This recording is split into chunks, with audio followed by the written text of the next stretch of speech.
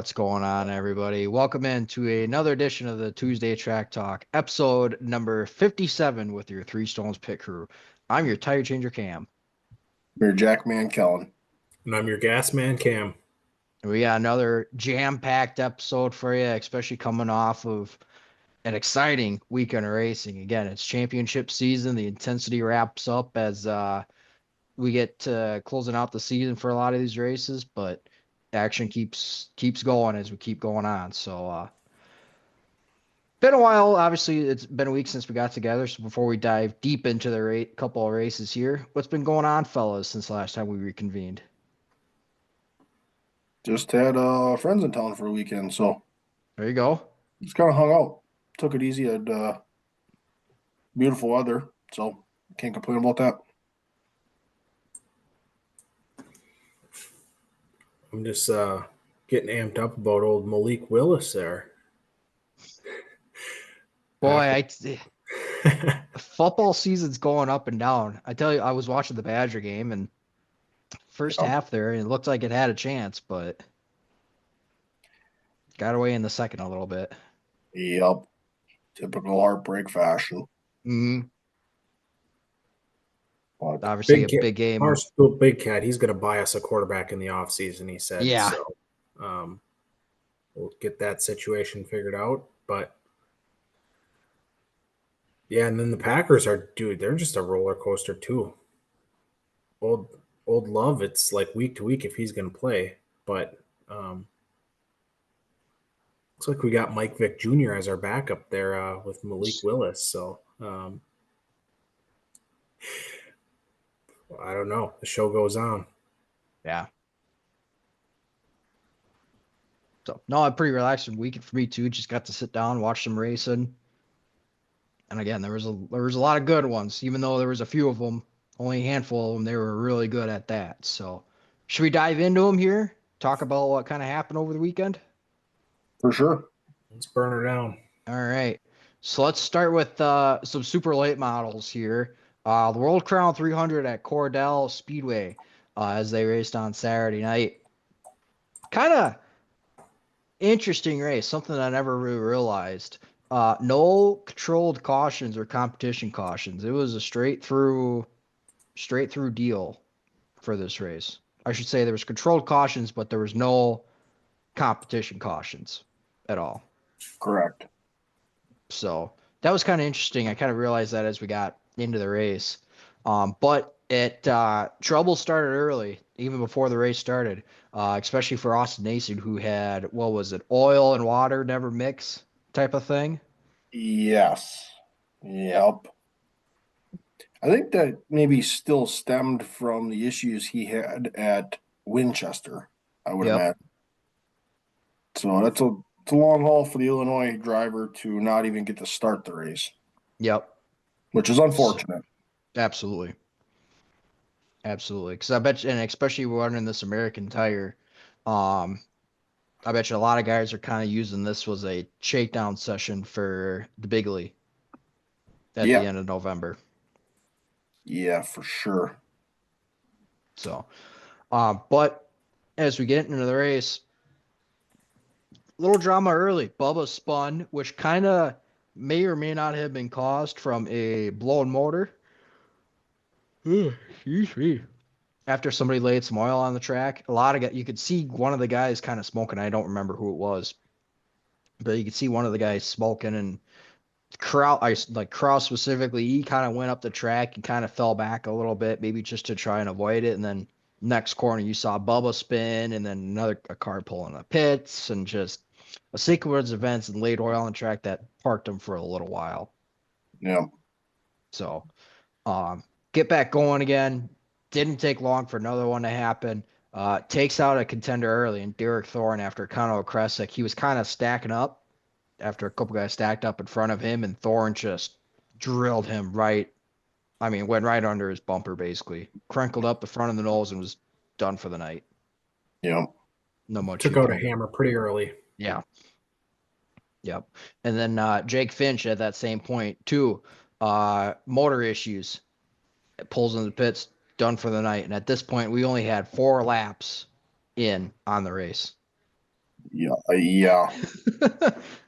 yeah. The Gremlins kind of reared their ugly head there very soon. Yep. And it's a long race, especially with them not counting caution laps too. So that's 300 green flag laps that they got to run. Yeah, So uh get back going again, run a handful more laps. Another motor issue, this time for Dave Farrington, who I forget who he was driving for, but he came all the way from Maine to run this race. yeah, Again, 14 laps in, done for the night. yeah. It was a lot of motors early, which was very interesting. Yep. Um, After that, we did get going though. We did get a lot of long green flag runs. That was only broken up really by a handful of spins by drivers, and those were spins that kind of were pretty timely for some guys to get their tires. So once we did get going though, Gavin Bichelle, uh, Jet Nolan, Johnny Sauter, and Stephen Assay were pacing the field early. Nolan got the lead in 65 laps in. And then, like I said, a couple spins by solo drivers kind of set up strategy. Um, Craig and Pollard were the first to come in on the first round of pit stops. They kind of went on their own, took their tires. You saw everybody stay out, and but you saw Craig and Pollard kind of pick their way through the field after that. Um, Once you get to a point though, Craig had the lead. Sauter ends up taking the lead with 115 to go. And then another pit stop yet for tires to come. Yep. So they keep going. Michael Hinde kind of slowly picking his way through the field. So was Gabe Sommers. Sommers came from 22nd back. He kind of picked his way through. And then, like I said, Hinde as well. He gets around Craig for second with 90 to go. And again, still a set of tires to go. And then that long run really killed Bochel's day. I mean, he just dropped like a rock. Struggled really bad. Yep. For a guy that normally runs dirt, kind of hopping in the super late, just Yep. struggled. The Yep. Donnie Wilson super late as well. Yeah, for sure. So Dustin Smith spun with 74 to go, and that opened up pit road, and you knew everybody was coming down pit road for adjustments and tires, and that set the game up. What you got is what you got at that Yep. point. So Sauter held off Hinde there on the restart, but Nassie got by. Ends up moving Sauter for the lead, that dropped Sauter down to third. And then eventually Hinde got around Nassie with 52 to go and just took off from there for the last long green flag run of the night. Yep. No real comers, no real goers, just kind of went from there. Yep. So that's a big one for Michael Hinde. Oh, absolutely. That's, And he even I was gonna say that's even a big race for anybody that wins that one. That was a healthy payday. Yep, and even both of them were kind of referring to Nassie and Hine. They were saying I didn't really want to move guys, but that's kind of what it came down to. But it was good racing overall. Otherwise, and even then, like Hine and Nassie, they were side by side for several laps before Hine kind of lost a little bit, got into Nassie, and they went on their separate ways. So. Yep. Johnny Sauter, again, another strong run in that Waters run team. They have really come on as of late. Yeah. I forget that they won the Big League tune-up earlier this year. Obviously, a second place run here, so that team is clicking on all cylinders. Yes. I was gonna say Super Late Model is better when Johnny Sauter's got when he's got a good piece. Absolutely. Maybe we can get Waters to come up here. Have Johnny run his car up here. That'd be great. So, running through the top 10 here real quick. We'll do the top 11. So obviously Michael Hinde was winner. Johnny Sauter was second. What's that? Good call on top 11 there. Connor Kresick was third. Stephen Assey fourth. Seth Christensen, who was your pole sitter, ends up 5th. Bubba Pollard was 6th. Matt Craig 7th. Gabe Summers was 8th. Those are your last cars on the lead lap, starting with 1 lap down. Cole Alman was 9th. Jet Nolan was 10th. And Derek Kraus was 11th. Yep. Yeah. Good run for Summers, going 22 Yep. to 8. So obviously Didn't wreck the car. Yep. Yep.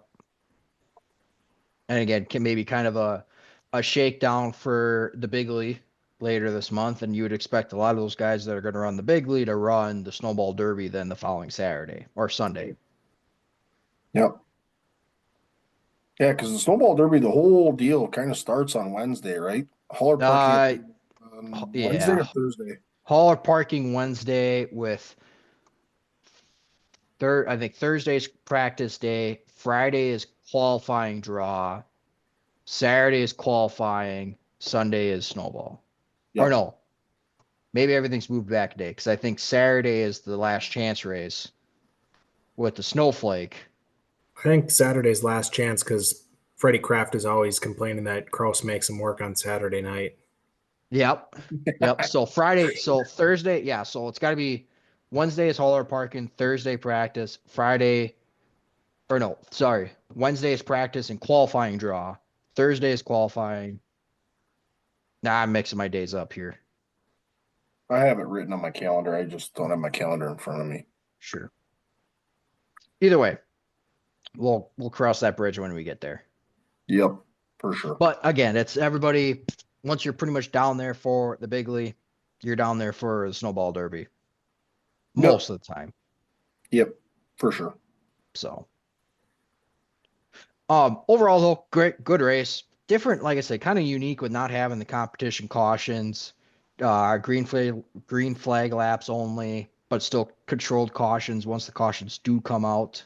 So, kind of a unique format. Don't mind it. Don't hate it. Yeah, it kind of makes you adjust your strategy on the go. It's not it's not like some of our longer races up here that between lap 50 and 70, it's 50 and 75, 50 and 75, yeah. You just know it's coming, so you can kind of plan your strategy where it kind of makes you adjust on the go a little bit more. Whereas for this, it's like I could run 150 laps on these tires. Yep. So, no, like I said, don't hate it. Yeah, definitely unique. So, mm-hmm. And then I saw here from Super Late Model Rankings, I saw that they posted today, and I just want to confirm this to be sure. But I know we're getting really down to the nitty gritty on the schedule with them as well. Yeah, 7 races to go, and 2 of them are this week alone. Yeah. So, yeah, getting down the nitty gritty. Absolutely. Wow, this is actually kind of surprising. So I'm looking at the rankings right now just because they're here. So season rankings, Casey Roderick's number 1, Majeski 2, Fredrickson 3, Casey Johnson 4, and Mondyke 5. But for the rolling rankings, so this is a continuous ranking that has run ever since rankings have started. Yeah. Casey Johnson is number 1. Wow. Casey Johnson 1, Fredrickson 2, Sommers 3, Roderick 4, and Majeski 5. Just lost all credibility there. Easy. 1, 2, 3, 4. 1, 2, 3, 4, 5, 6. 7 of the top 10 drivers are Midwest drivers. Ty Fredrickson, 2. Ty Fredrickson 2. See, I just don't buy that putting him above Majeski. But Majeski hasn't run a lot of super late model races either this year. Yeah, Fredrickson ran a boatload of races this year. Fredrickson, Sommer, Mondyke, Chad Butts is on here, Brock Heinrich's on here. So you're talking guys that have run a lot of races though too. Yeah. And but when Majeski gets behind the wheel, okay, so you want to throw in quantity over quality. Majeski gets behind the wheel of a super late model. He dog walks the field. Sure. Doesn't matter again, where it is. So are we going to put in here? Okay, great. Some of these guys, run 40 races this year, and whatever. But it's like when Majeski shows up. I mean, why do we have this rule that nobody can ever pick him when he shows up to a race? It's because he dog walks everybody. So, I mean, there's I love something to be how said you, about that guy. with you especially not being at a super late model race, that you even know the house rule. Yeah, so it's like, and like when you go to the racetrack, and it's like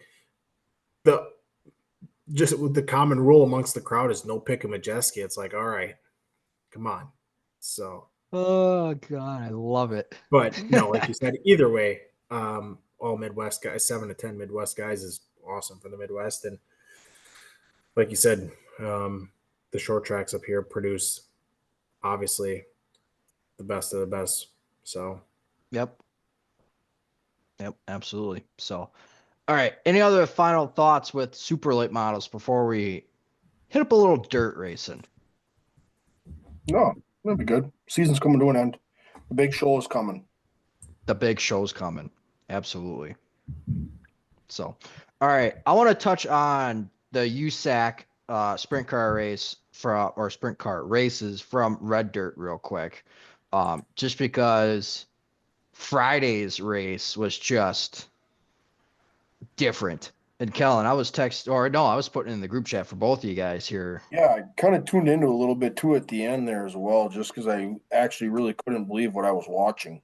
So, for those that are unfamiliar with what I was getting at, Matt Westfall went the unconventional route to win his race on Friday. Yeah, on Friday. Just stuck to the bottom line, rolled the tires, just crawling pace going through the corners, and was gaining ground on the leaders. Well, he gained ground. He gained all of the ground. What'd I say? 13-1 or 18-1? Yeah. Just insane. Absolutely insane. It was so weird to watch, if I'm being honest. Yeah. Like, Absolutely. it was so weird to watch that pace in a dirt car. You're just like, he drove it like an asphalt car, honestly. Yep. Like, I don't know, it was bizarre to watch, but it was effective. It worked. And he's like, nobody else was running it. There was a moisture strip down there, and I took it. And nobody else was just. Sometimes that's the way those tracks, whether they rubber up or whatever happens to the track throughout the night, that people don't realize. Sometimes less is more when you're racing. Yep. And there's times where everybody thinks to go faster, you just got to push the pedal further through the metal. And there's times where dirt and asphalt, you just slow it down, and you run an effective line, and you don't use up your stuff, and sometimes less is more in race. But honestly, that was some of the wildest shit I've ever seen. It was Just like the announcers were amazed by it. It's like, this is literally what we're seeing. But this is also like the unique thing about dirt racing and not having spotters, where you didn't see anybody jump down to that bottom line from the leaders just because they don't know that he's coming until it's too late. And he's putting around the bottom so slow, like it looked like he was legitimately off the pace, like ready to pull into the infield. Yeah. But no, he's just picking away and just putting down good laps on that line. Yep. It's like, dude, does he have an engine failure? So he's running down there so far off the pace, but no, he's putting down damn good lap times. Yep. And again, it got to be too late for, and his name's leaving me right now, but it's, he got by leader, and it's like, well, too late now. Can't jump to the bottom. For sure. So, no, I had to bring that up because that was something else. Yeah, it was so bizarre. Another thing that I think is worth the mentioning, and unfortunately we weren't able to watch this just because we do not have the streaming service for this, but XR Super Series at Pennsboro this weekend. Track being revived for its first race in 15 years. Yeah, it was 15. I think it was like 15 or 20. Might have even been closer to 20. I also did see that after the first night of racing, stuff was a little tight off of 4. Overnight, they actually took the inside wall and they moved it in like another 6 feet because guys were kind of getting caught coming off of 4. So instead of letting them figure it out, they just said, F it, we're moving the wall in. So they moved the wall in and then they reworked all of the bottom to make the track wider. Sure. I did So see that, and I did. Yeah, we don't have the streaming services, but from the highlights I did see, it looked like the old Double Down 99 and Bobby Pierce in the 32 were going at it. Going at it, to say the least. well, let's be honest. Devin Moran got the test there, so you know he was going to be good. Yep. He was a part of the one of the very few guys that got the test when the place opened, or to make sure the track was good to go. So you just had to know. With a lot of these guys, probably potentially never even racing there, you just knew the 99 was going to be good, being he had data on being there. Yep. So, but one of the tracks that actually was featured on Dale Jr.'s Lost Speedways program. Yeah. And has made a comeback. Yep. Oh, Lost no more. Yep. What is that? That's probably what, track number 2 that Junior now is inadvertently. So the interesting thing, on, yeah. So the funny part is they took and put 4 chairs from Wilkesboro at Pennsboro, 4 of the old chairs from when it was closed. Yeah. And they put them over, and I think it was turn 1, and they put them on the concrete, it was like a little 6-foot spot. And they put those 4 chairs there, and no one can ever sit in those chairs when they race at that track. I bet you there's one person for sure that'll be allowed to sit in those seats. Junior. Yep. If he ever goes, that'll be like, yeah, you could sit in one of these if you want. So I just saw that was kind of cool that they're just like, these are kind of like the honorary whatever. Yeah. But yeah, they just posted that. So I thought, you talk about reviving tracks, that was cool. So it's not often. Go ahead. I was gonna say it's not often you hear more tracks shutting down than you do reviving. So this was one of the good ones. Yep. And not only that, a shout out, 1, for it being revived and getting brought back, but 2, what a unique track. Not just your typical oval, not just your typical oval track. Just actually, a tricky track, unique. So again, I was gonna say on the NASCAR side of things, a Darlington-esque track where it's one big sweeping corner and one sharp corner. Yep. Yeah. So again, it was good racing and presents a unique challenge for drivers when you have a track like that are different ends of the track you got to drive them completely different. And to your point, Kellen, too, I did see on some of those highlights that 3 and 4, or I don't know if it's 3 and 4, if it's considered 5 and 6, whatever, that they widened out. Yep. Boy, oh boy, that was like some World of Outlaws. Yeah, I'll just send her in there, and you line up the back tire, your right rear with their left front, and you just slide them on in there, and like it was tight quarters down there. And forget who it was. It was between Moran and Pierce, but pretty sure one of the nights it was Devin Moran got. I think he got passed by Bobby Pierce in that last corner there because he got so narrow. He got stuck behind lap traffic. So, yeah. You want to talk about something awesome too about dirt racing. You ain't never going to find racing anywhere that overnight we can take down a wall and make the track wider. So, yeah, no kidding. Honestly, cool deal. Kind of one of those. Hell, nobody's been here for 15 years. We can kind of make the track new if we really want to. Yep. And I did see too, which again, kudos to the revival and getting it going. But like leading up to this, there was some of the dirt people on social media. There was some serious doubts that they were actually going to have it ready to go by this event. I forget who it was, but it was like one of the dirt reporters was like, "Dude, I don't know they're going to have to start working some overtime if we're going to have this track ready to go before this event. But It was because it was supposed to be opened a lot earlier, but they had a lot of major flooding issues. Like that whole place was underwater at one point in the storm early in the year. So they were just battling to try to get that place open. got it. That must be why.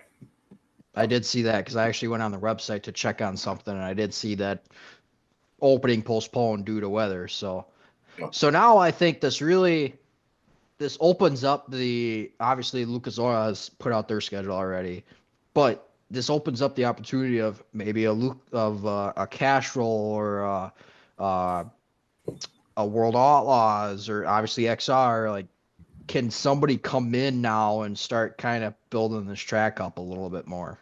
Yep. Yeah. XR obviously had no fear in doing it. And I don't see if they obviously their schedule hasn't come out yet either, but it's kind of why not do it again? Yep. And we just complained about last week about how Lucas Oil's an East Coast series. There's no reason why I don't see why you can't make that trip to good old West Virginia. Even if you just make an exhibition race. Hey, we're going to run this exhibition race, nothing but money on the line. Come on out. Lucas Oil sanctioned non-points race. Yep. For sure. So, and again, just with the scheduling of it, obviously you got Lucas Oil and Outlaw guys for this one too. So, yeah, absolutely. So cool deal. Just another one I think we should have brought up. I wanted to bring up real quick. So, absolutely. All right. I like the little track within the track. Yeah. It's always sweet. Little go-kart track or whatever that is in there. Yep. No, for sure. All right. Want to talk about some racing at Homestead here real quick? Yeah. I just gotta say before we get into this, I'm gonna lay the claim down. This pound for pound is probably and will be probably the best cup race on the year. And I'm even putting that up against the Bristol early spring race. Like I will put that claim down right now. So, yeah, the racing part of it, absolutely. The thrill of the Bristol might overtake. There is nothing will top that video game shit. but in terms of pure racecraft and strategy and ability to move around, absolutely agree with that statement. Yeah. This is for sure one of the best playoff races in this format. Oh, hands down. Hands down. One of the best races in the playoffs of this format. Yes. If we're going to keep this racing up, you could argue that don't think Phoenix is going to be hanging on to the championship race much longer here. Well, and it's a shame that this race has been knocked out of the playoffs. This is an early race next year. Yeah. And it's one and only trip there. They saw that yesterday. It's Monday today. They saw that yesterday and they were like, oh. So, but the thing was that this was a good point. Obviously, we'll get the race here in a hot minute, but since we're in this rabbit hole, somebody had mentioned that in order for a race to not only be in the not just the playoffs, but to even be a championship race, and obviously that's what came up with this, you got to have the interest of the area and the people around it. You got to have the attendance. Straightforward. Correct. And you got to have the community in the area to be able to promote that around that as well. And I think in the business terms of it, Phoenix is able to do that better than what Homestead can. Yeah. Unfortunately. Had Portnoy at the race. What's that?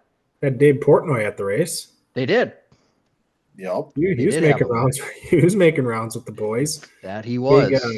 Big with Reddick too, because the old DraftKings sponsor, and DraftKings is big at Barstool, so or a sponsor at Barstool. So cool, you could draw a big name like that, but But it's Unfortunately, racing only accounts for so much as far as getting a race. You got to have the promotional and the attendance there as well. Yeah, I was gonna say you're talking more along the lines of the amenities of the event. Yep. Yeah. So I will say probably some people that are not too fired up to just go back there is the spotters. that Were you watching those videos? was insane. How do you spot a race when you got the wasps just Buzzing around you. hundreds of Yeah. them just flying around up there? I saw the video from the broadcast of the one NASCAR official stand up there. He's just got a shit grin on his face, and he's like, I don't know what I'm gonna do.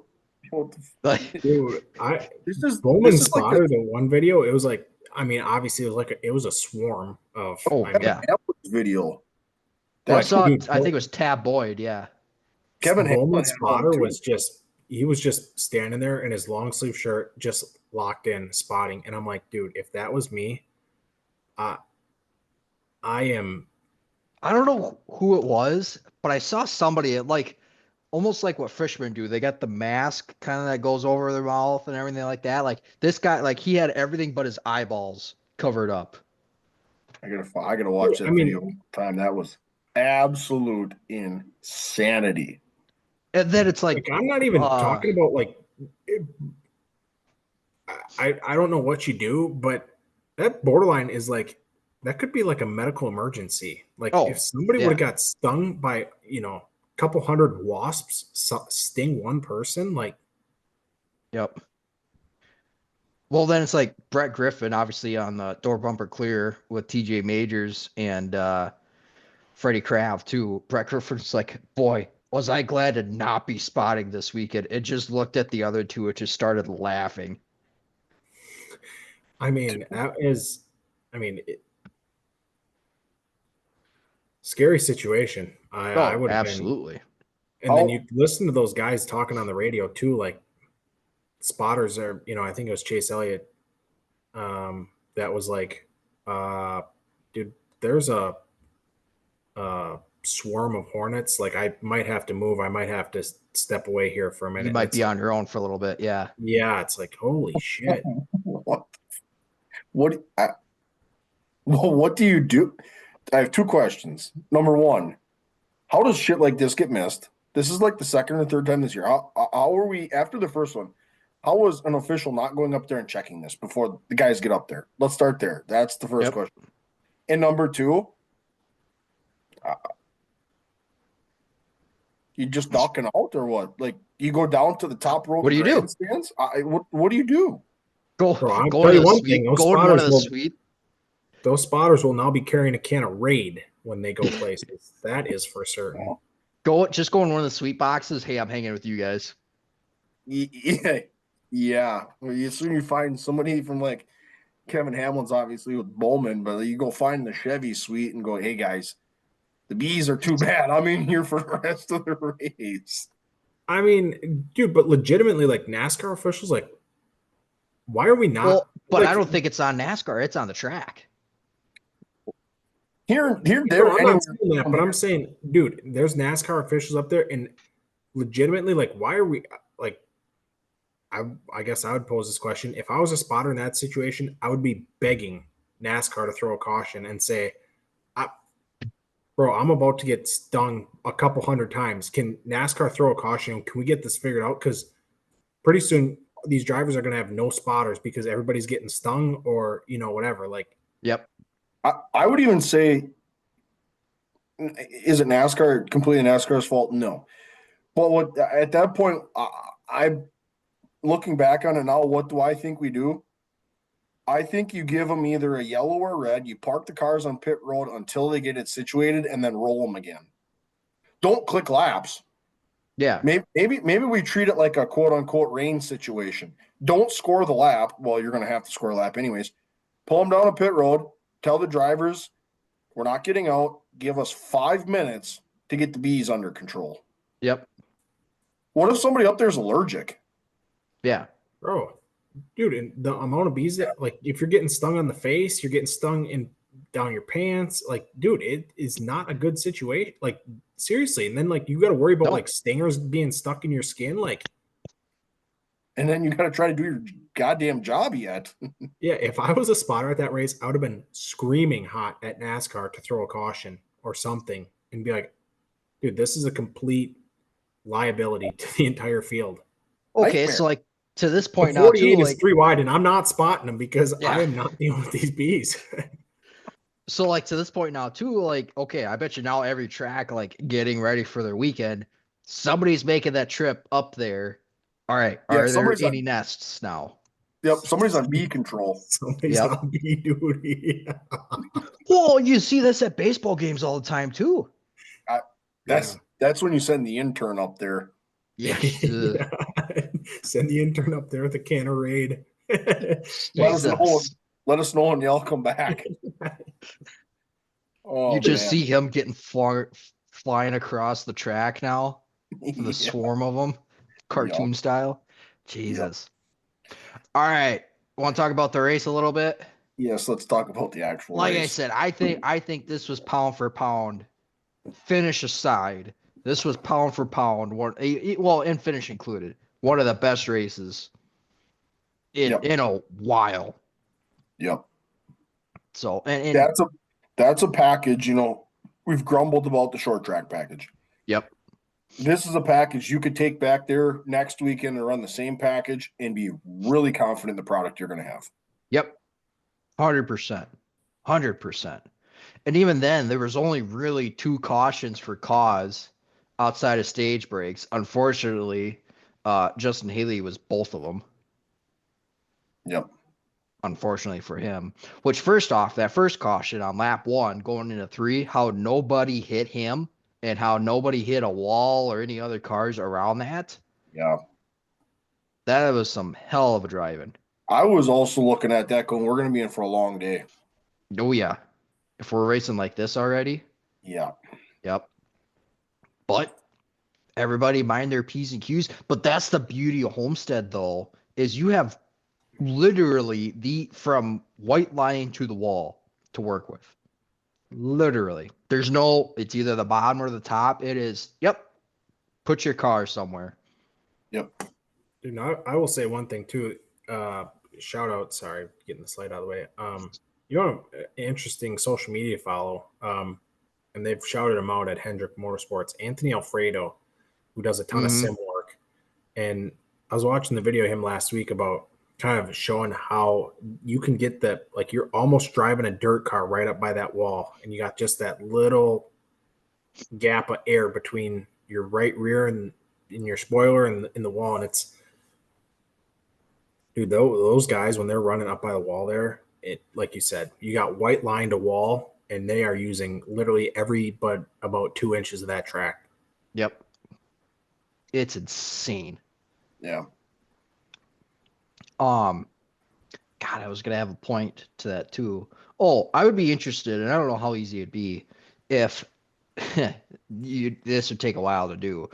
If there was any part of the track in that corner that was not hit by a tire tread of some sorts. I'm betting no. Exactly. That's just, if it is, it's super small at that. So, but with that, not many cautions and only the stage breaks there for cautions for the most part, that left the strategy wide open for everybody. And you saw that play out really throughout the race, as far as you had your first group of guys that came down, you had the second group of guys that were kind of hoping for that caution. Yep. You had your mix of cars trying to do things. For sure. And it just got really good. Some of the notable things, obviously Larson cut down his tire there early in the race, put him behind, and that the rest of that first stage and really most of the second stage, you just didn't see that drive back through the field that you kind of expect on a Larson, just because you didn't know what kind of damage he had to the diffusers or anything along those lines. Yeah, he just kind of was barred back in traffic there for quite a while. Yep. And then it was enough for me to honestly take him out of my fantasy lineup. And then all of a sudden, it got good at the end. He got He was really there. good at the end. Yep. And he was there in. Well, before we get to that, no, I want to just say though, like, you had Reddick up there, you had Bell up there, Blaney was up there. It's so you had your guys running up front, and then obviously at one point in time we had the 7 playoff drivers that have not locked themselves in. So obviously not Logano. Yep. You had the 7 playoff drivers not locked in the top 7. Yep. Did everything you could ask for. In the round of 8, middle race of the round of 8, like, we've got the 7 best drivers, theoretically, playoff wise, Yep. racing for positions. Yep. Like, it's perfect. Yep. Exactly Absolutely. what you could ask for. Yep. And then yeah, you had the one strategy where Hamlin and Reddick tried to stay out to try and catch that late caution to try and keep their track position. I tell you what, Reddick probably has to thank Blaney, Larson, and Dillon a little bit for that last caution. Correct. Big time. Reddick's got to thank them a little bit. But I tell you what, that was a very ballsy move by Larson to pull that off, to try and pull that off. He shot the gap with a little bit of no fear there. I don't know. So this was going to be one of my talking points I was going to bring up too. Is we talked about it before. It's like, obviously I hate that shit because I'm like, that's my championship pick. So watching him spin, but it's like with Larson, and look, I get it. He's one of the best to get behind the wheel of. It doesn't matter what wheel he's grabbing a hold of, he can wheel it. But it's like sometimes it's like frustrating because it's like, dude. Yeah. Do we have to bring the phrase hung money back? Because he keeps stepping on his own, you know what? I mean, Kind of forgot about that until now. I thought about that this morning, actually. I mean, but like, again, like, yeah, like, do you need to make that move at that exact moment? Like, you're running in the top 3, like, just, Yep. dude, let's not, we don't, and I feel like this is like, we give Larson, like, I love him, but we give him the benefit of the doubt. He is notorious for wrecking other people or wrecking his own stuff, going for wins, which that's what you got to do at this level is you got to be going for wins. But at some point it's like, dude, Larson, you don't, I know you want to win the race, but dude, you're running second place. Like, just there was wreck your shit. 12 to go. Yep. At that point. And that was attempt number 3 that Larson had at trying to get by Blaney on that run. Yeah, 2 for sure. It's like, well, Cam, here's what I'll kind of counter your point though. How many times has he made a move like that and made it work? Just saying. Kansas earlier this year. He got right up above. He just got in between the wall and Busher, and look what came out of that. It's easy to say it right now, but how many times has he made that work though? Yep. I guess we just know he's going to live and die by the sword. And the thing was, and honestly, and this is maybe me shooting myself in the foot a little bit, he probably would have made that work if Blaney didn't come up a little bit. Because Blaney kind of came up a little bit to get into Larson, to get into Dillon. And that's kind of how that whole sequence played out. It also kind of unloaded the air off of the right rear of that car, too. Yep. Aero part didn't help there either, which made that a little bit more interesting. But Larson said Dillon was not in the wrong. I mean, I say otherwise. But I just... the top line is the line that the leaders have been running. Dillon had nothing to do with the wreck itself. I completely agree with that. Yep. But Dillon, in my opinion, and call me out if I'm wrong, I don't think Dillon could have been running the high line. I think he should have been running the bottom. Well, it comes down to a spotter telling them that the leaders are running the top. You go, what do you got to get you down? Yep. Let them go by. With 12 to go, you're not fighting to stay on the lead lap. No. Running in the high 20s, low 30s. I don't even know He's what fighting for 24th, man. If it's the middle of the race, okay, I could maybe see it a little bit, trying to stay on the lead lap. But when you get down to that part and you're no, can't. Dude, that right rear Dylan threw on Hamlin at Richmond. Wow. Holy shit. Just think about wrong race. that. Let's get back to the present here. Rack him. Choom. But I don't know. I just like. But again, to your point, Colin, like we've seen him. Let's just say Dylan is a pseudo wall for this point of the argument. Yeah. We've seen him make that type of move where he gets in between the wall and the inside car, for lack of a better term. Yep. And he was close to saving that car too. He almost saved that car. Long ways.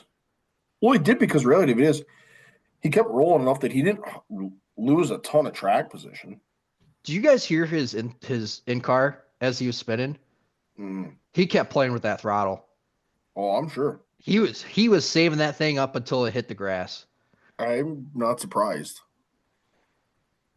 Yeah, I don't know. I don't know what to think of that entire situation. But okay, so to that point, I'm gonna look this up here real quick, see if I can get it. Dude, where is that? I forgot. I didn't bookmark because obviously we're getting to the point standings portion of it. So he finished 13th in that race, if I remember correctly. Oops, wrong application.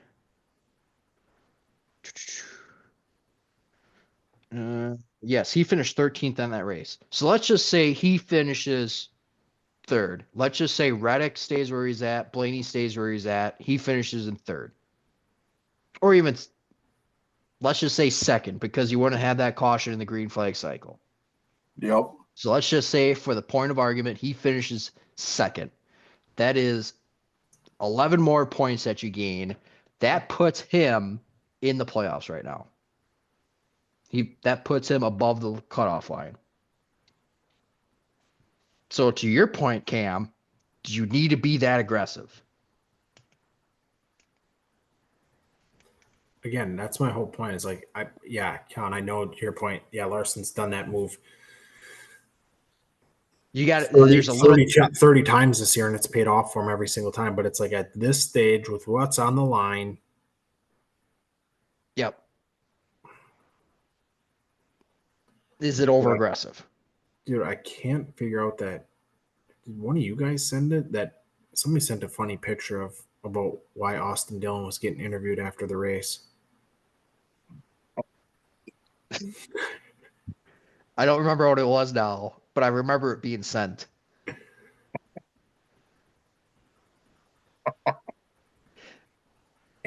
It was me.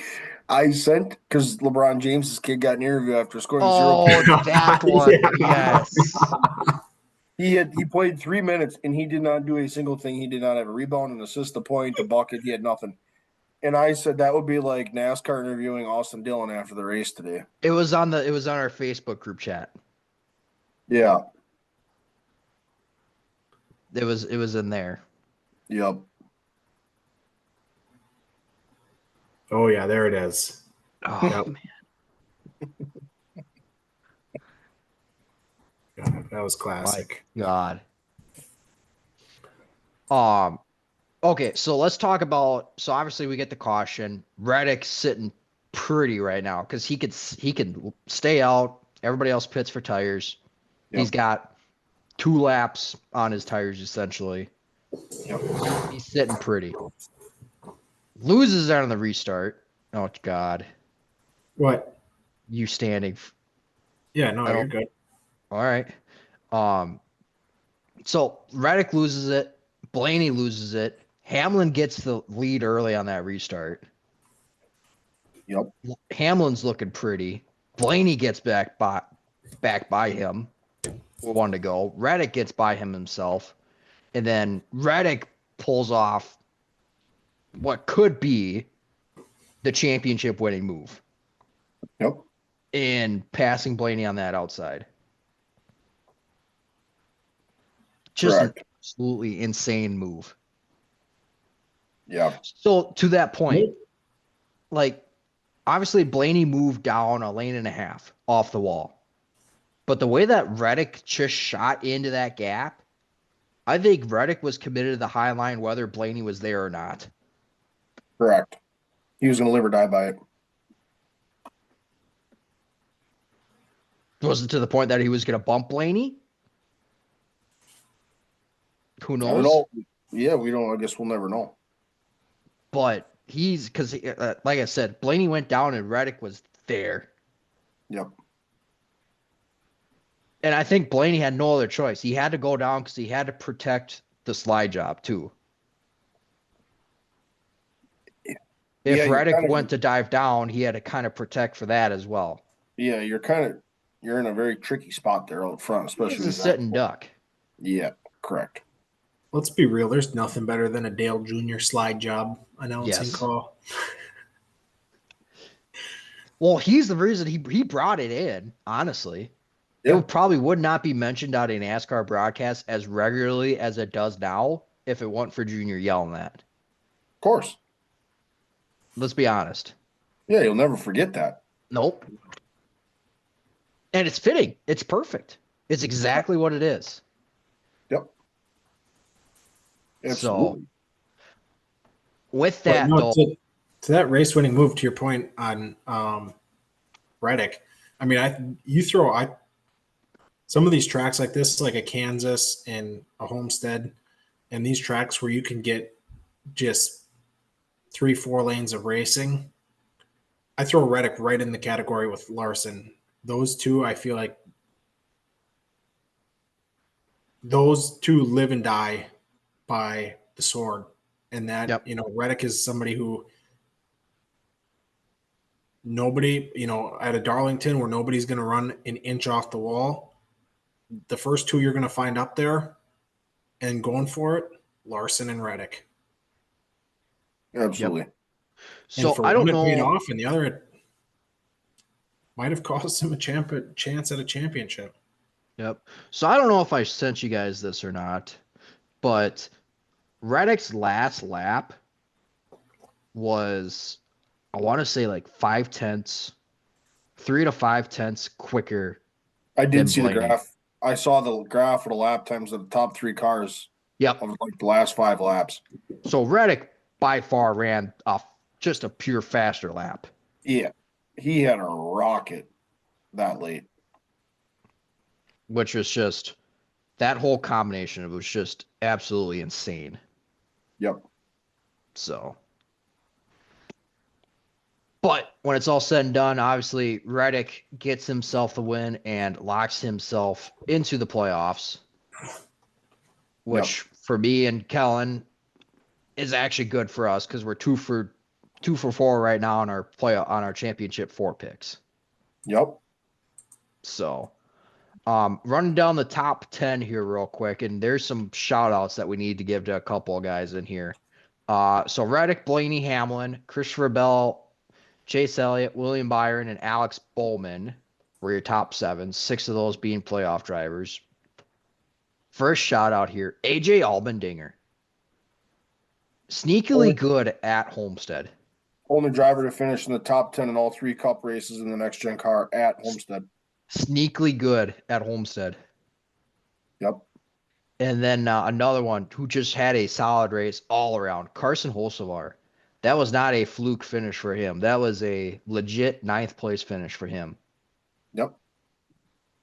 Ryan Preece, top 10. Yeah, he went from like 31st to 10th or something. He was 35th. You deep. 35th to 10th. Now, actually, SHR kind of good all around. I was just going to say, right there, SHR, good run as a team there. Barry 11th, Briscoe 12th, and Larson round out 13th. Yep. No surprise there. Shout out, if we're going to get on shout outs, we'll shout out, no surprise there, Joey Logano working on that Phoenix car. He rolled a pretty solid 28th there, yesterday. So Oh, Jesus. That Phoenix car had another 6 days of work on it compared to everyone else because they Yeah. worked on that thing instead of this one. The top blame- 5. Don't blame them for a single second. Nope. The top 5 all did laps in that race. Yep. So again, just insane. Yeah. Point standing wise, let me pull this back up here. So obviously, Reddick and Logano are locked in. Bell currently sits 29 to the good, and Byron sits 7 to the good for your final 4. Larson is 7 out. Hamlin is 18 out. Blaney is 38 out, and Elliott is 14 out. Or sorry, So 43 out. theoretically, you have 3 drivers that are in must wins. Yep. Ha- 2 for Hamlin, sure. Yeah, the bottom 2 for sure. Hamlin's kind of in an interesting situation. 18 points is a lot. Needs help. He's going to have Byron have a bad day, a really, really bad day. Byron and Larson, really. Correct. For So sure. you're really looking at 3 guys that are in must wins going into Martinsville. Yep. And Denny's good there. That he is. old young Ryan Blaney. Bring the same Won there setup last year. Bring the same setup he ran there last year. But he's in a.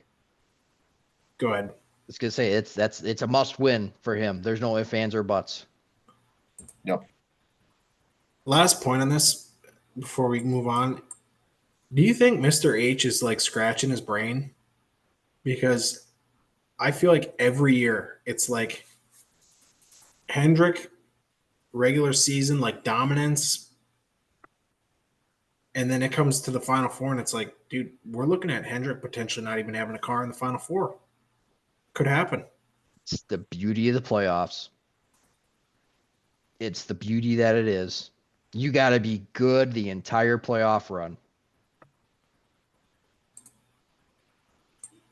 Now Simple mistakes like Larson, it's Cam, as you mentioned, Hendrick. You know who's really kicking themselves right now? The 48 team. P7. yep. What more could you ask? After finishing, give me a minute here. I want to see where he finished at Vegas. Really well. 5th. Yep. We could be talking about him being very well in the plus. We could very well talk about him having himself potentially locked in. Yep. So I don't know. Again. I don't know that the Hendrick camp is nervous. They'll have somebody in. You'll get somebody in. It's just gonna matter who and how many. Yep. I mean, but you're looking at the same situation here. If you're listening to Chase Elliott's radio when he's trying to run down Larson there this weekend, he is not your teammate right now. And you're not going to have any teammates this weekend. Nope. And you're looking at that same situation there between Larson and Byron. The only rule for teammates going into this is that you don't wreck them. That's the only rule you've got. You can move them, but can't wreck them. Yep. Yeah, we'll see how that plays out. So we'd have to ask Childress, see what he thinks of that. Any other thoughts here? No, I'm ready for this. I'm ready for the old unnamed segment. Dude, can we just throw it back to that video game shit Chastain did a few years ago? No, I still can't believe I was there, and I still can't believe it. Dude, when you watch that video, it is absolutely absurd that worked. Yeah. And how fast he went through there too.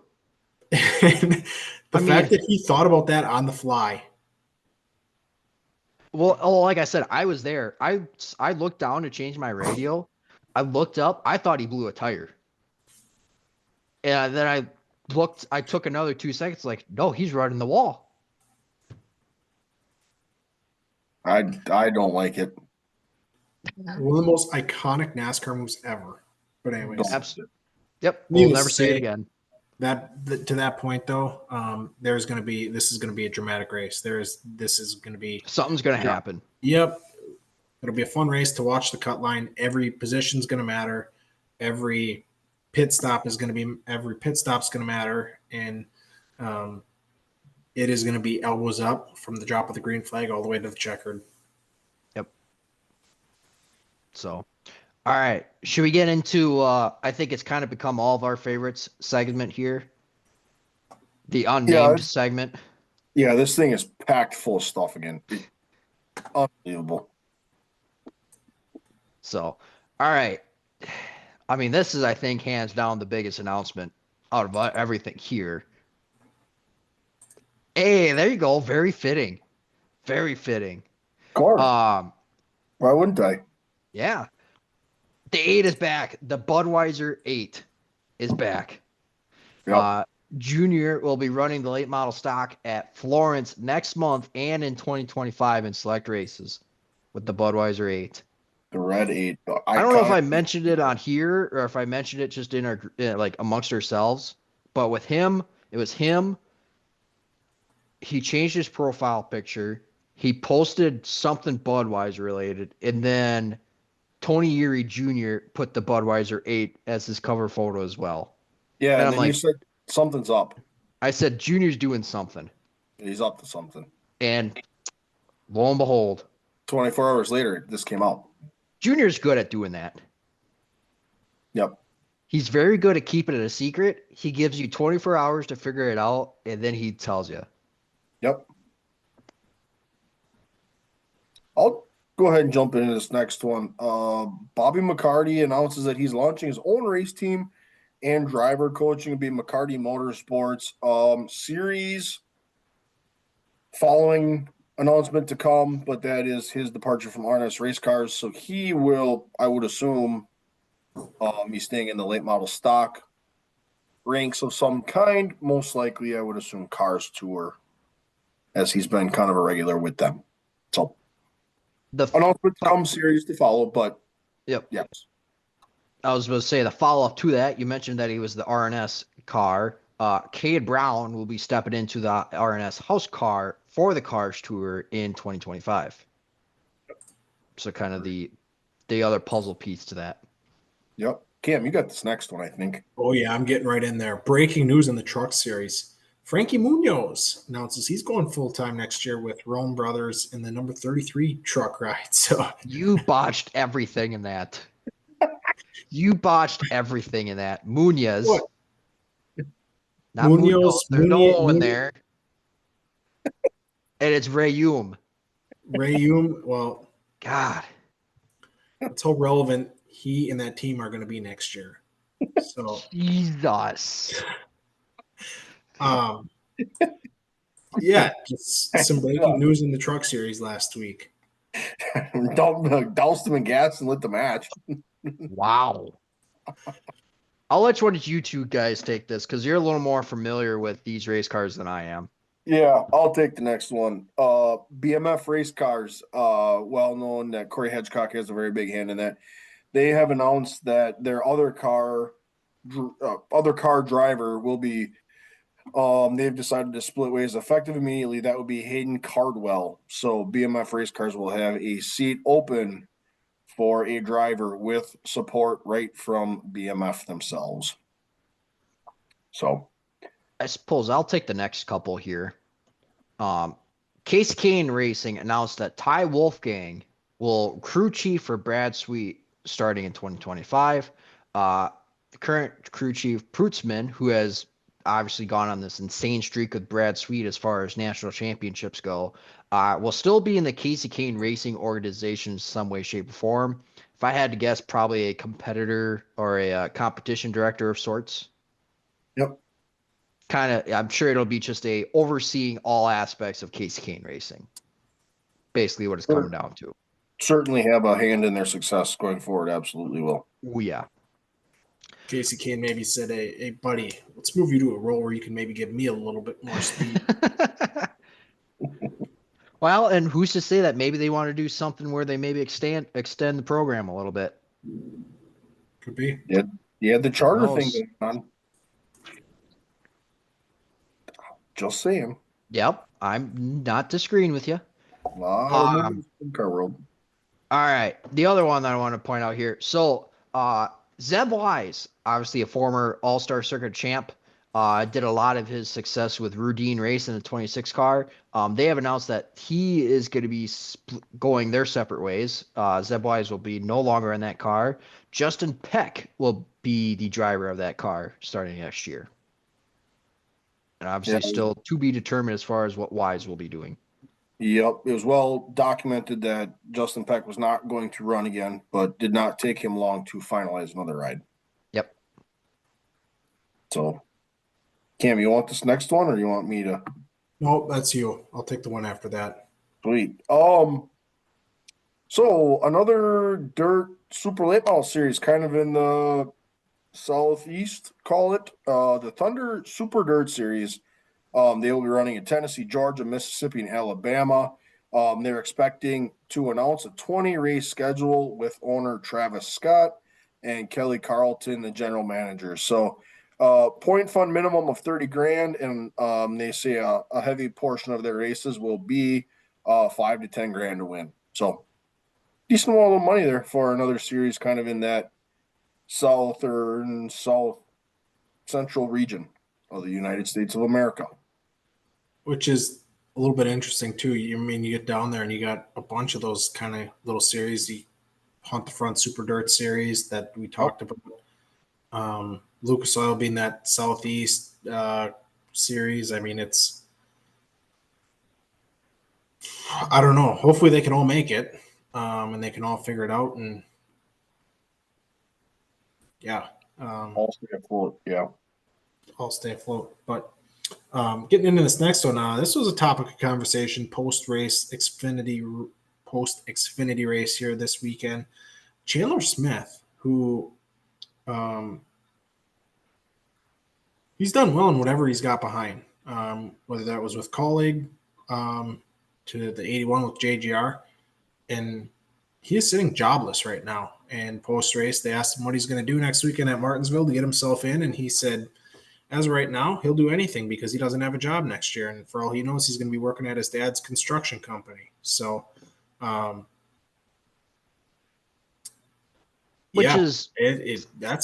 kind of a brain scratcher. Yeah, he's got 2 wins on the year. Still in the playoffs, if I remember correct. Mm-hmm. And we talk about one of our, big, we talk about like a guy like Derek Krause, and he talked, the article that came out about him that Matt Weaver wrote, great article if you haven't read it. But just talking about stars have to align for funding to race at this kind of level. You're talking about Chandler Smith, who said, one of the issues that he has is you need deep pocketbooks to race full time at this level, and he doesn't have it. Yep. Straight up. And you're talking about somebody who's won 2 races already this year in the Xfinity Series and a chance to go to the Final Four and doesn't have funding. So it sucks. Guy that has talent that just can't get in a ride. Yep. Damn shame. It's a shame. I'll take this one because I threw this one in here and I just thought it was funny. We'll call it. So the World of Outlaws. Normally we wouldn't put this in this section, but we had to just because how notable it got. They canceled their Saturday race at Riverside because of rain, and I put that in quotes. So I went on their. I pulled this back up. I went onto their Facebook posting of it here. 392 comments. Probably about 3 of them were positive, but go ahead. Just over a little rain is unacceptable. There was no reason to cancel. One of them here was fans were hoping that it rained so the track would actually get tacky and then the Outlaws cancel. This one says, this is why High Limit is a far better organization.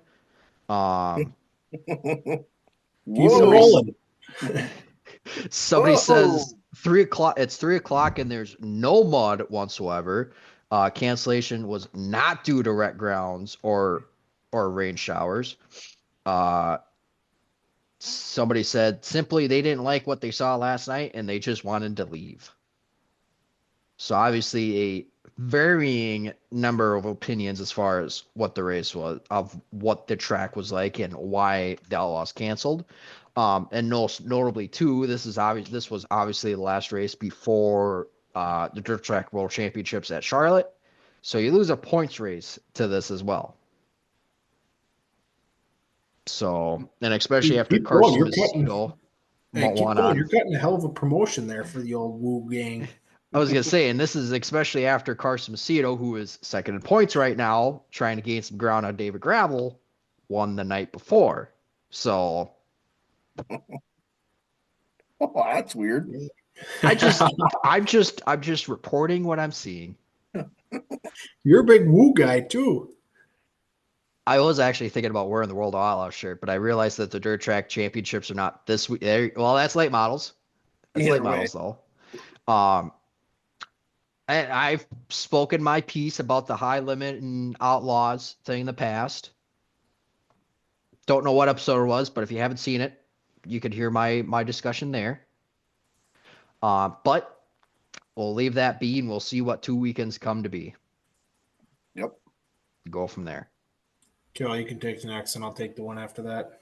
Yep. Corey Eliason will be in the TKS Motorsports car for the World Finals. That is formerly the car that Hunter Schoenberg piloted. So, little change there. Corey Eliason's another guy that they have openly stated they don't have the funding to run full-time next year. So, mental note on that. More breaking news out of NASCAR this past week. And this one's been keeping us, we've been losing sleep over this one since 71. And NASCAR finally released a statement on it. Bobby Allison was awarded his 85th career victory from the 1971 Bowman Gray race. So I know we were talking in the group chat. Kellen's been losing sleep over this since 71, so he's finally been sleeping better the last week. Cam, I think you made the comment that somebody else had made the comment of, this playoff system's getting absolutely absurd, and Bobby's now in the championship 4, and we only got 2 spots left. Dude, that was just out of nowhere.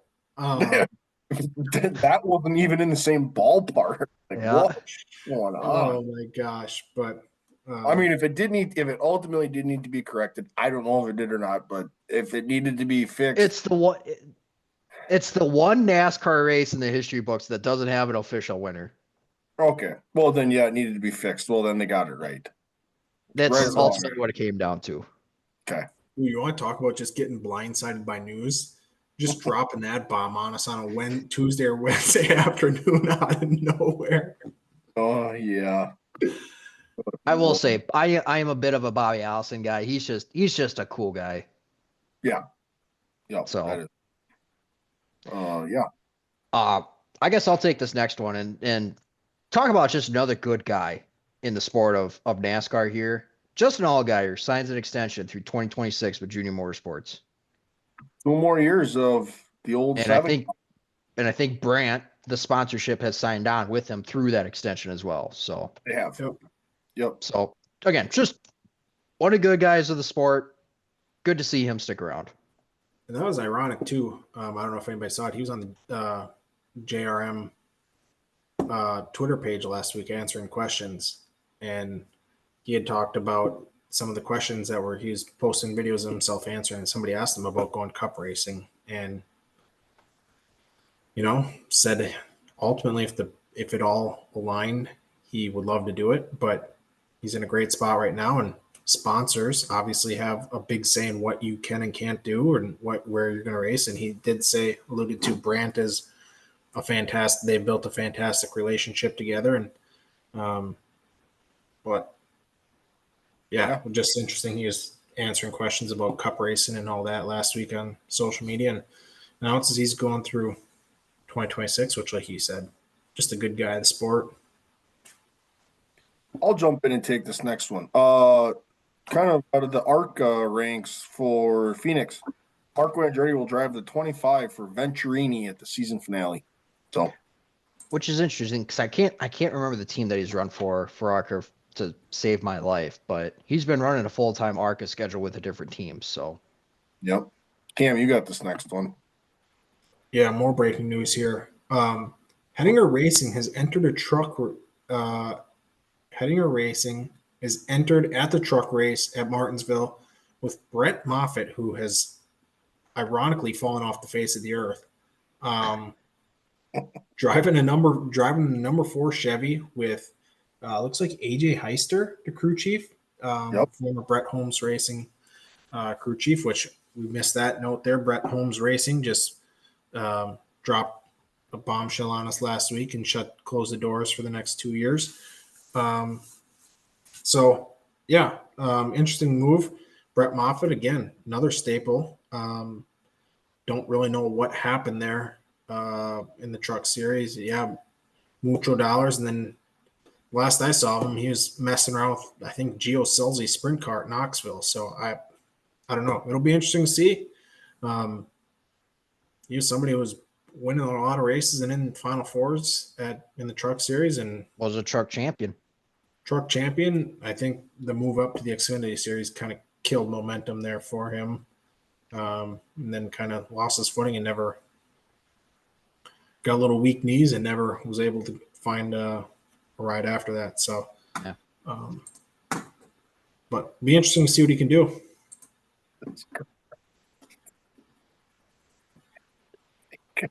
You're gonna pose yourself, or do I need to take this next one? No, you want me to grab this one? I'll grab this one. Martinsville Xfinity Series. Another driver announcement. Myatt Snyder will drive the 91 for DGM Racing. So they obviously have announced that they have a full-time driver for next year, but they are going to go ahead and put him in that car for the Martinsville race. Before we start this next one, let's just say Matt Mills has been released from the hospital as of today. Yep. So start with that. Okay. But he was put in the hospital because of a wreck that he had during the Homestead race due to smoke inhalation. Connor Jones pretty much dumped him. I mean, I don't think there's any sugarcoating on that one. Yeah. And then obviously went on pretty much of a rampage on the radio afterwards. Yes. Pretty much just housed them and said, I've had enough. And then declines to comment after the race and just not a good look. And then goes ahead and posts something on social media that he has not talked to Matt, but plans to. I was listening to NASCAR radio a little bit on the way in, and they actually touched on this just a tad. He has been suspended by Cars Tour at one point in time for rough driving. And he has been sat down by NASCAR prior to this incident also as well to talk about his driving as well. And this goes a long way for a guy that's maybe trying to get himself into the truck series. Episodes like these can hinder you from getting a ride. Yeah, correct. So just had to throw that one in there. But Matt Mills is out of the hospital. He posted a video. I didn't get the chance to watch it or see what he even said, but he is out of the hospital. Oh, really quick, because I like to do this. I'm on Twitter. Has anyone seen anything on Matt Benedetto or no? No. I just see. No, this is on Reddit, so take it for what it's worth. Don Sackett, the CEO of SciAps and Viking Motorsports owner, confirms that Matt Benedetto is signed for 2 years, potentially splitting from RSS Racing. Do we want to share the other little bit of Reddit stuff that you had in the group chat, or we want to let that one marinate? Yeah, potential rumblings around John Hunter Nemechek at Legacy Motor Club with potential Corey Heim in that car. I know that's rumblings. Obviously, nothing confirmed on either of those just yet, but there seems to be a little more smoke around those situations as time goes on here. Yep.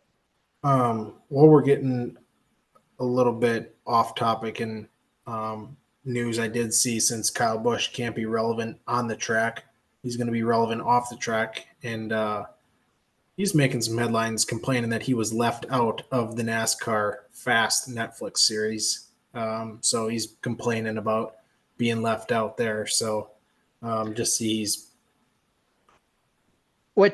big write up on that he thought it would be great for them to do the 20-year win streak that he hasn't even been close this year. He thought it would be great for Netflix series to follow a car around that's riding around in 32nd every week. So it's You're just. Are you having a bad day or what? Do you have gasoline cans just sitting behind you there that you need to empty out, or like what are you doing here? I mean, old KY, come on. You see a little bit of smolders sitting around. You just take that entire gas can and just poof. Although I will say one thing, I am waiting for Twitter to You're in the command center. You're standing up. You got computers all over the place. You're in the command center right now, and I see white. I see nothing here. Yeah, it's too blurry. Oh, you're both. But for those that are listening to this, Gab showed us that he is blocked by Kyle Busch on the old X machine. And dude, it stems from, I don't even know what it was, but I got fed up when Kraus was running the truck series and Kyle Busch was had his truck team, and he would come down and he would steal wins from all these guys. That's what it stems from. But I did see that it should be illegal for Kyle Busch to come run the truck series and poach wins, and like not even 45 seconds later he's blocked. So I am dealing with that, but it will be nice. It will be nice that though Elon is changing the settings though. Did you see that you will be able to see people that you're blocked? You will be able to see their content. You just can't interact with them. Ah, Jesus. So Kyle's gonna have me blocked, but I'll be able to see the content. I just won't be able to interact with them. All right, let's touch it on some race winners here and Champions Crown before we get too off the rails here. Jesus Christ. Oh my God. You guys are getting some more this episode. So XR Super Series, we talked about them being at Pennsboro. We didn't really talk about who won. Bobby Pierce won night one. Devin Moran won the makeup feature from Friday night on Saturday afternoon. Yep. And then Bobby Pierce won the whole shebang on Saturday night.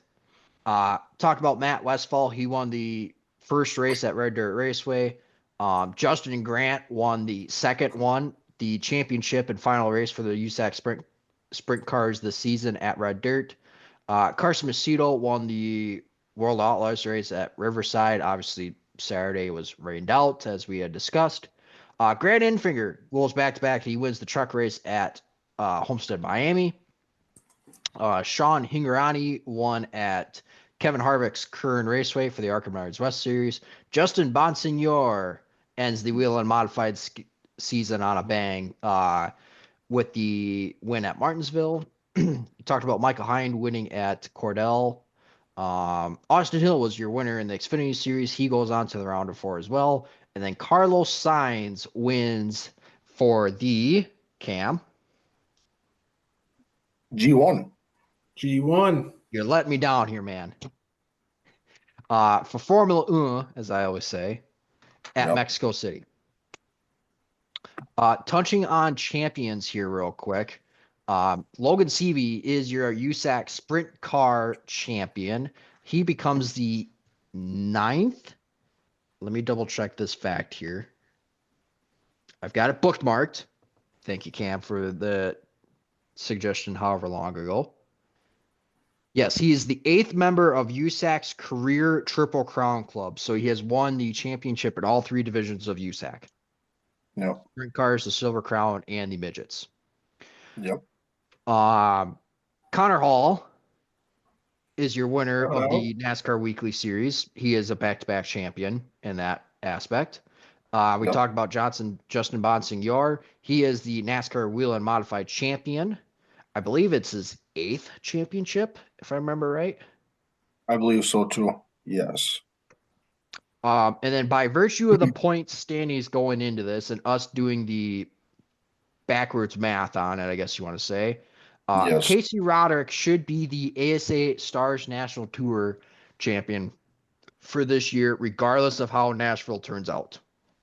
Yep. Basically, just has to start the race. Yep. So So that is all the new champions and race winners that we had for this weekend. Should we touch on some races coming up here real quick? yep. Who's got the first one? I'll take it.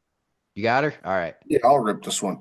Speaking of ASA Stars National Tour, their final race of the year is coming up on Sunday.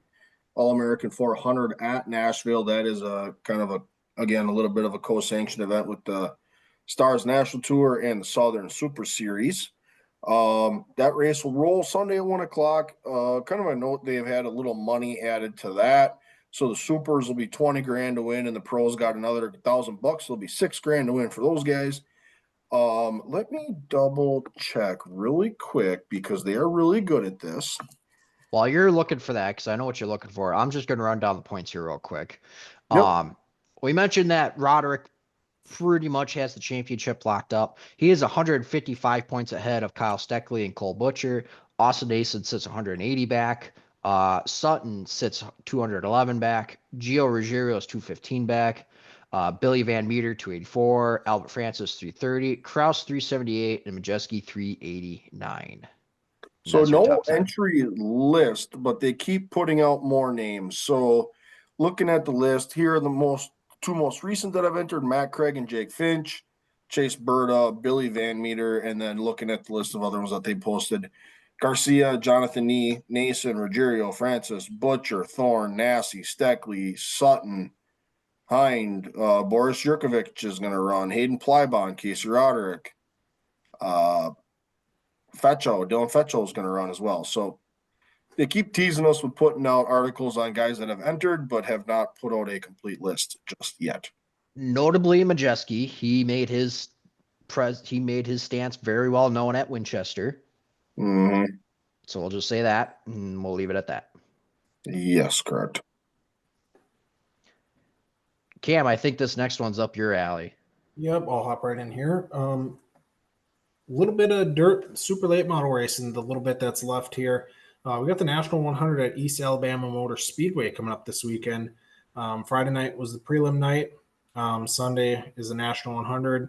Last year, Chris Madden was your winner. And notably, this starts the Jonathan Davenport run in the Rumley 6 seat. So it'll be interesting to see him not behind the wheel of that sharp-looking 49. But that'll be just interesting to see what he does in that Rumley 6 car. And then also looks like the XR Super Series sanction was originally – who wants Kellen? Yeah, so I'm calling it for backup here. Yeah, this race was originally going to be sanctioned by Hunt the Front Super Dirt Series, but they are not going to sanction this race. It'll be XR Super Series now. So they've kind of taken the sanction reins on that. So yeah, not sure the details, but that's the game plan there. 15,000 win on Saturday and 30,000 win on Sunday for the National 100. So, yeah, it'll be a good race. And if you're in the area, hit up the track. 9 other support classes between the 2 nights. So, wide range of racing, and some of the best go at it. All right. We'll touch on Martinsville here. So we got all 3 series: the Trucks, the Cup, the Xfinity, and the Cup Series. Their final races of the round of 8s, respectively, for this weekend. So this will set all the final 4s for all 3 series. Looking at the Trucks here, Grant Infinger is locked in. You currently have Corey Heim, Christian Eckes, and Ty Majeski looking to lock themselves in. Rajah Kruth is 22 back. I believe that is Tanner Gray sitting 24 back. Tyler Ankrum 43 and Nick Sanchez 44. So a couple of must wins through out there as well. On the Xfinity side of things, Austin Hill and AJ Allmendinger have locked themselves into the championship four. Allgaier and Cole Custer are currently sitting up on top, with Sammy Smith 26 back, Jesse Love 35 back, Sam Mayer 47 back, or no, sorry, Chandler Smith 26 back, Love 35, Mayer 47, Sammy Smith 95 back. Got my Smiths mixed up. Obviously, the Cup Series sides we mentioned before, Logano and Reddick are locked in. We mentioned the championship battle there earlier. Obviously, this place produces drama. We've seen the bumpers put to teammates. We've seen cars wrecked to get into the playoffs.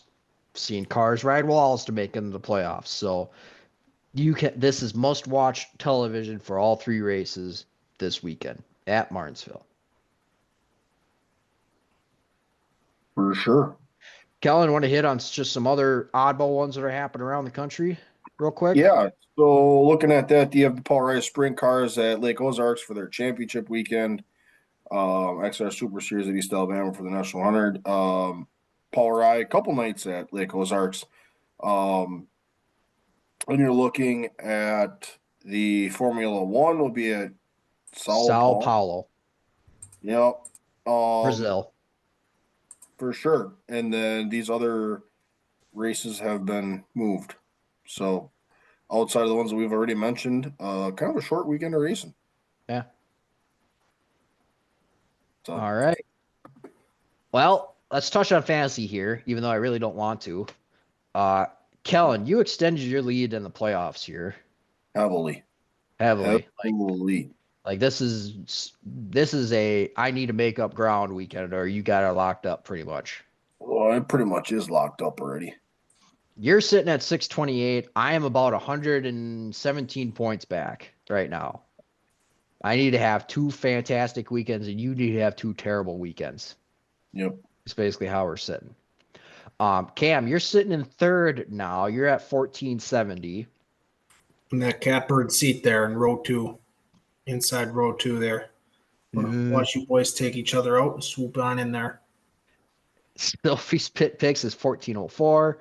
That would actually be Abby. Carolyn is sitting at 1241, and then Dietz is sitting at 1211. Yes. Currently. The rolling pick standings, all of us have pretty good weeks. We're all in the top 10 this week. I am currently sitting at 1815. Cam, you keep slowly creeping your way up. You're at 1796. Kellen, you're at 1720. These are going to roll throughout the end of the calendar year. Yep. That's how we're sitting. So still fighting along here. Based on the finishing order, I get first pick for Martinsville. And boy, oh boy, do I not know what I want to do for this. Oh, man. I got to know who I want to go with, but I know I got to stay away from my back-to-back winners here. Give me Kyle Larson. Give me Larson. Kellen, you're up next.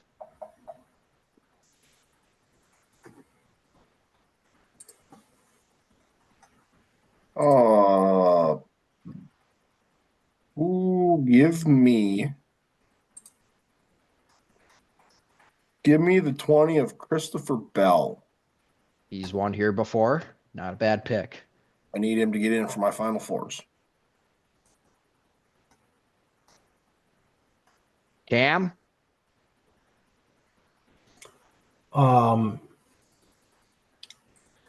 So since both of my Final Four picks are already, you guys picked two that I need to get in. I'm going to go. I called the shot. I don't believe. Yeah, I didn't. I called the shot a couple weeks ago. He's playing chess and everybody else is playing checkers, and he's sneakily good there. I'm going the old DH11 in the FedEx Toyota Camry. I'm going to pick Denny Hamlin. All right. Not a bad pick either. No, he's good there. Yep. For sure. All right. let's do a quick. I'm gonna do a quick fantasy or final four here. So me and Cam pretty much have the same pick. So we're both sitting 2 for 4 right now. Cam, you did get one locked in with Reddick No, winning. You and Kellen are the same. Yeah, me and Kellen are the same. Cam, you got one locked in with Reddick. So me and Kellen are 2 for 4. Cam, you're 1 for 4 right now. But we all still had the possibility of obviously a lot of drivers getting in. We got an issue. Me and you are sitting here with an issue. Neither of us have our championship pick locked in, and our champions are fighting for the cut line. Yeah, that we do. That we do. Kellen is probably sitting the best out of all of us right now. Yeah. Hell yeah. All right. Any final thoughts, fellas, before we kind of wrap up for the evening? Nope. Tune into Martinsville. Can't miss it. It's going to be good. Yep. As I always say, especially when it gets to be my time, obviously we're getting to the end of the season. Go out to your local short tracks if they're still running. If they got their championship weekends coming up, go and see them. End their years off with a bang before they shut down for the season. Obviously, again, championships are all around. Racing gets really good this time of year. It's edge of your seat type of racing. So make sure you tune in, get to the racetrack, whatever it is. Then obviously hit the bell. Make sure you're subscribed to us. Hit us up on our socials as well. Bring in some comments. We love to interact with you and see what's on your mind as far as racing goes. Otherwise, like I said, get out to your local short track. If not, we'll see you next week on the Tuesday Track Talk.